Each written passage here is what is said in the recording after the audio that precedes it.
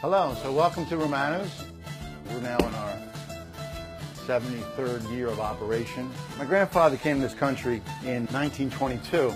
It was in the 30s that Grandpa started experimenting with food. Anyway, about late 1949, an item called the hoagie had become very popular. Grandpa's idea was to do a takeoff of the hoagie. And he sold them for about a month and a half, 2 months. It didn't have a name on them. Uncle Bill said to Grandpa, what is that? And Grandpa said, I don't know, it's just something I made up.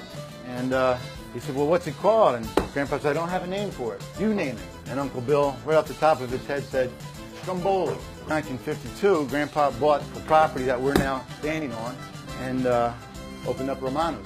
Stromboli became something that if you open up a pizza shop, your customers were going to ask you, why didn't you have Stromboli?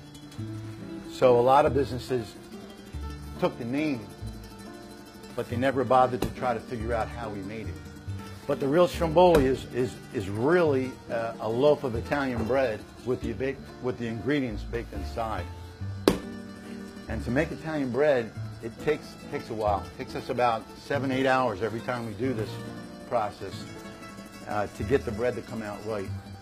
Which is 2 gallons of water, half a pound of salt, half a pound of sugar. You get some flour. I use a dry yeast. The dough's already been mixed and it's been proofed, which means it's raised for about an hour. We'll do all this, go through the whole batch. And they all got rolled out, and I would say that these Strombolis are going to spend another hour raising. After getting rolled out, the ladies begin to fill them.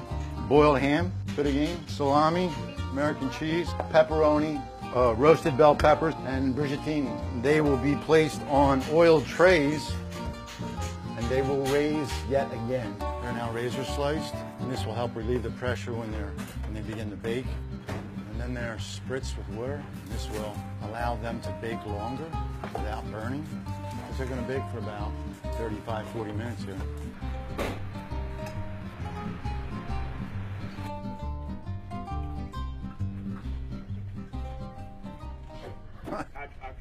I've expanded it. We're now making chicken Florentine Strombolis. We're making Philly cheesesteak Strombolis.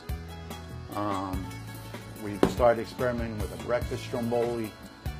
But the traditionals are, the hot sweetened pepperoni with the lunch meat and the roast bell peppers and the cheese.